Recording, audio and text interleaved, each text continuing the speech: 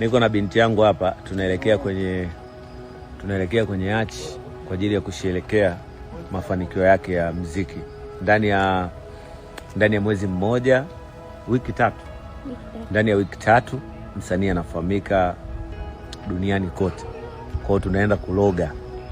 Kaeni karibu na akaunti yangu, nataka nikamfundishe uchawi binti yangu ili avuruge. Yani kwenye muziki kuna ushirikina, lakini nataka binti yangu awe namba moja kwenye kila kitu, kwenye muziki, kwenye video, kwenye stage. Yani akisimama yeye stage watu wote pipi Jojo. Baba na mwana tuko hapa jamani, mnione huruma, lakini katoto kenyewe haka kadogo hivi mnaanza kunisingizia mambo yenu ya hovyo.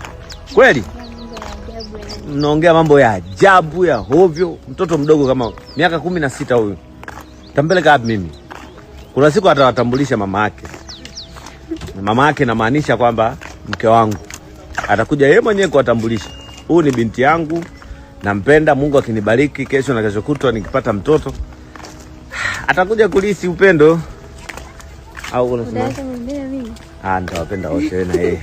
Au sasa kuna taifa ambalo Chief Godlove amekuwa akienda kila mwisho wa mwezi kuhakikisha kwamba anafanya hayo mambo yake ambayo ameweza kuyasema hapo, kwenda kuroga pamoja na vitu kama hivyo. Kuna moja ya story ambayo alishawahi kuiongea, acha nikusanue hapa ili uweze kufahamu na uweze kujua kwa nini jamaa ameweza kuongea hicho ambacho umeweza kusikiliza kwenye hiyo video hapo nyuma. Lakini kabla sijaweza kukwambia, naomba nikukumbushe mdau wangu ambao ulikuwa bado haujasubscribe, basi tumia sekunde moja kubonyeza neno subscribe hapo chini hii video.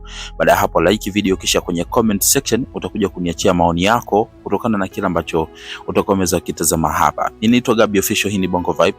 Subscribe ili wa kwanza kabisa kupata updates kwenye video ambazo zitakuwa zinafuata. Sasa tunafahamu vizuri, sio mara yake ya kwanza yeye kuongea kuhusiana na masuala ya kuroga, masuala ya kutoa kafara na masuala ya kuweza kuyatumikia mizimu. Lakini watu walikuwa hawajui kwamba pia Pipi Jojo ni mmoja watu ambao huaga wanajumlishwa ndani. Ukweli ni kwamba Chief Godlove aliwahi kufunguka na kusema kwamba yeye kila mwisho wa mwezi lazima atoe kafara. Anaweza akachinja, anaweza akatoa kafara ya namna yoyote ile pale ambayo yeye kwa upande wake huaga anaamini kwamba inamsaidia katika mambo yake. Na mara kadhaa tunaona amekuwa ni mtu fulani hivi ambaye haeleweki. Anaweza kakataa kwamba yeye pesa zake azipati kwa njia ambazo sio za halali, lakini kuna wakati mwingine anakuja kusema kwamba yeye pesa zake anazipata kupitia mizimu. Muda mwingine anakuja kuelezea jinsi Freemason wanavyofanya kazi, mara anasema ni Illuminati na vitu kama hivyo.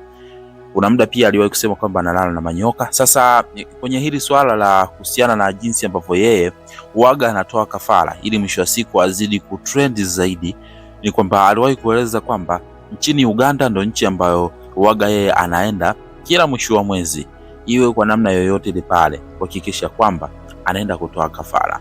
Huko ndiko ambako sadaka zake anazitolea huko, lakini pia huaga mara nyingi ni safari za usiku ambazo yeye huaga anazifanya na anamaliza na kuweza kuondoka. Sasa kibaya zaidi ni kwamba sijajua kwa nini amefikia hatua ya kuweza kufunguka na kuanza kuongea hadharani sasa kwamba naenda kufanya hivi, naenda kuroga, na amemwinclude Pipi Jojo kwamba anamuingiza sasa kwenye hizi harakati za uchawi. Sasa sijui nayo mtoto atakuwa salama au atafuata nyayo za kwake mwenye Chief Godlove.